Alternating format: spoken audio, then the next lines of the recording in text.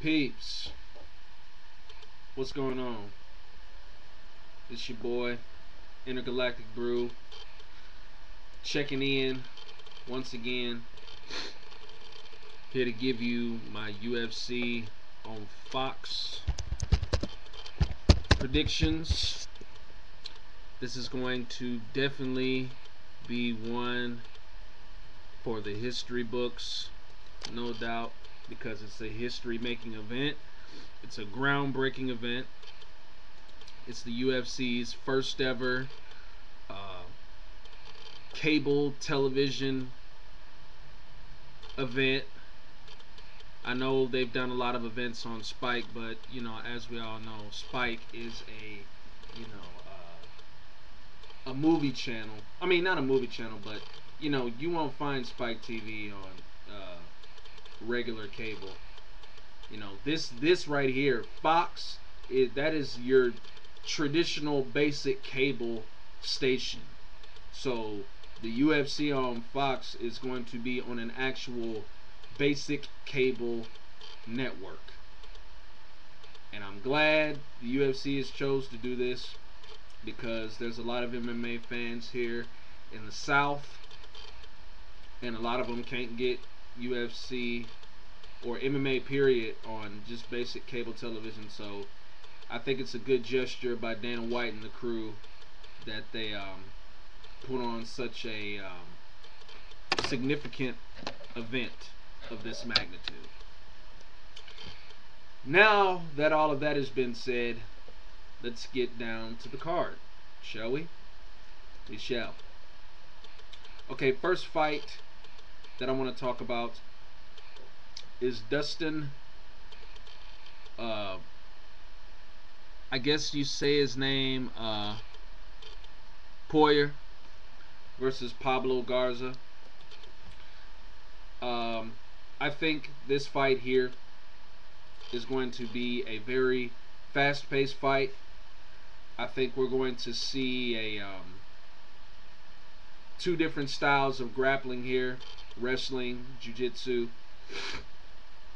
I don't know if there'll be a stoppage in this fight, or even a finish in general. I think this fight might go all 3 rounds, unless somebody catches somebody, either standing up or on the mat. Pablo Garza, solid competitor. Got his first win, I think, a few months back.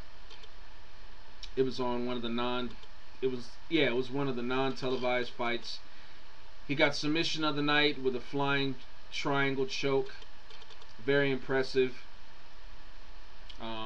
He showed some solid striking as well with the knees and the kicks. So he seems to be a very complete fighter. His opponent, on the other hand, Dustin Poirier, his last fight, we really got to see the explosion of his takedowns and ability to control his opponents. He also has some decent striking as well, but I don't think his striking will match up with Pablo Garza's. Basically, how I see this fight is that Poirier will have to get the fight down to the mat and try to control Garza, get in his half guard and not his full, pass the side control even if he can, and just assault him with ground and pound. And if he sees an opening for a submission, take it, and that's it. As far as Pablo Garza goes, he could pretty much dictate where this fight is going to go, since he does have the better arsenal of skills. If the fight stays standing, I would suggest that Garza be very, very quick about using leg kicks, because that can also leave him vulnerable to getting taken down by Poirier. So Garza needs to get in and out I know that Garza will be the taller man and will have the length advantage. So he needs to use that jab. He needs to keep distance with Poirier. Um, needs to use footwork and move around, and just needs to whip those leg kicks as fast as he can, and then get back to the center of the octagon and make Poirier come after him, and not him go after Poirier. And for Poirier, another thing, what I would suggest he do is when Garza does, um, throw that leg kick, he needs to catch it and immediately try to take Garza down. I think that's going to be Poirier's main objective in this fight, is to get the fight down to the mat early and often and try to control Garza and beat him up from the half or side control. If he can do that, I think Poirier can get the decision. But like I said, Garza, he's got the better arsenal of skills here. And I want to pick Garza to win this fight, I really do. And I still have a feeling he might. But I just think with Poirier's quickness, that's another thing I forgot to mention. Poirier is so quick. That's one of the things I was able to give him the victory in his last fight, was that he was able to be a little bit faster than his opponent. And that's how he got those sudden takedowns and surprised his opponent. So I just think Poirier's quickness and just his ability to explode, so to speak, with takedowns is gonna earn him the victory here. And plus, when you put wrestling up against Brazilian Jiu-Jitsu, wrestling is gonna win probably 99% of the time. So that's no disrespect to Jiu-Jitsu fighters, because there are some wrestlers out there that have gotten caught by Jiu-Jitsu fighters. But I think Poirier, I think he's on a different pedestal than those other wrestlers are. So I just think he's going to be a little bit faster than Garza, and I think he's going to try and close the distance early and get Garza down to the mat as much as possible. And I can see Poirier walking away with the decision. So that's what I'm going by. Poirier, the decision. Next fight I want to talk about is DeMarcus Johnson versus Clay Harbinson. Now this, I'm not going to say it's going to be an easy fight for Johnson, because Clay Harbinson is very tough. I saw him on The Ultimate Fighter. He's a pretty tall guy. He's not, real big, but he's got some size on him. He's about a good 6 feet, 6'1". So he's got good reach. Solid striker. Is very good in the clinch as well. Really knows how to wear guys out. DeMarcus Johnson, on the other hand, is very fast. Has good striking in his own right. But he is a superb grappler. And I think that's what we're going to see from DeMarcus Johnson here. I think he's going to try and get the fight to the ground and try and submit Clay Harbinson as quick as he can. That was one of Clay Harbinson's downfalls in this fight, is he was taken down too many times and controlled and beaten up, and he just got tired. So if Harbinson can use the jab, keep distance, and try and land something on Johnson, then he could steal this victory with a knockout. But I just think that DeMarcus Johnson is going to be very aware of what Clay Harbison brings to the fight, and I think he's going to impose his will on Harbison before Clay gets to impose his. And I think we see DeMarcus Johnson take Clay Harbison down somewhere early in the fight, either between the first or the second round, and I say he submits him. So I'm going with DeMarcus Johnson by submission.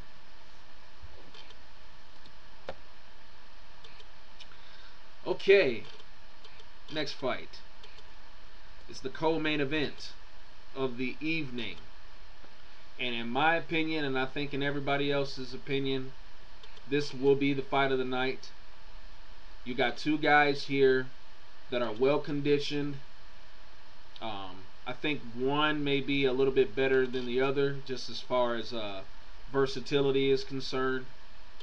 But on the other hand, you got a guy who's tough and is very hard to rock. Can we say? I'm talking about Clay Guida. So yeah, I don't know what to expect, man. I mean, this might go all 3 rounds. Who knows? But be that as it may, it's going to be Ben Henderson versus the Carpenter Clay Guida. This is a very important lightweight match because I think the winner of this fight will put himself in that UFC lightweight title contender circle, along with already a stacked bunch of contenders. So both men are really gonna come out and be very impressive in this fight. Both men probably are gonna try to aim for an ending as soon as possible, whether it be by submission or knockout. So this is one of those anything can happen fights, you know. So we'll just have to wait and see. But as far as the fight itself, Ben Henderson, he's going to have to bring that aggression that he's brought his last couple of fights. I think he's gotten away from that smooth, relaxed type of style, because I think he saw as a result of the Anthony Pettis fight that if you fight that way, that's going to get you beat a lot of times. So I think after that fight, he learned that he can't be smooth anymore. He's just got to go out and be vicious and and he just has to go out and go after guys. So I think he's learned his lesson, and I think that he's in the position that he's in right now because of that newfound aggression that he's had in his fights. Clay Guida, on the other hand, is always aggressive, always coming forward, applying pressure on his opponents, tiring them out with his relentless takedowns and ground and pound, and his ability to just basically sap all of the strength out of his opponents. That's been his one weapon that he's used, is his pressure. And the thing that's going to make this fight so what's the word, enticing, is how Clay will be able to pressure Ben Henderson. And then another question is, how can Ben Henderson handle that? So that's going to be a very enlightening fact that we're going to see in this fight. Now, on the other hand, how can Clay Guida deal with somebody that is going to be just as aggressive, if not more aggressive, than he is? Because I'm telling you, man, when Ben Henderson turns it on, I think Clay Guida's going to be in trouble, if you ask me. But I mean, who knows? You know, who really, really knows? But for the most part, I think it's going to be an all-out Donnybrook. But I think in the end, you know, as tough as Clay Guida is, if there's anybody that I think that has a chance of stopping him, I think it's Henderson. And there's a very short list of guys that I feel can really put Clay Guida in his place. But I'm putting Ben Henderson as one of those people. I think Henderson's, just going to let everything go, and I think he's just going to unravel on Guida. I think he takes him down. He beats him up there for a little bit. I say somewhere in the third round, Clay Guida, still comes forward, and I think Ben Henderson catches him with something, maybe like a straight jab on the chin, or either a right hand, and drops Guida. And I think he takes his back, and I think he submits him with a rear naked choke. So that's what I see happening. So I say late submission, Ben Henderson. But like I said, if Clay Guida can bring the pressure early, which I know he can, and if he can somehow, tire Ben Henderson out, then Clay Guida will definitely win the fight. But I just think Ben's aggression and his versatile skills are gonna do him well in this fight. So there you go. And then, last but not least, we have the main event of the night, the UFC World Heavyweight Title, Junior Cigano dos Santos versus Cain Velasquez. This is a fight that MMA fans, much like myself, have been waiting for a while. Just for the simple fact you have two well-rounded fighters who are unbeaten, that are extremely fast and powerful. The only difference between the two is one is a very good striker and the other is a very good grappler. And the theme of this fight is that who's what's the word I'm looking for?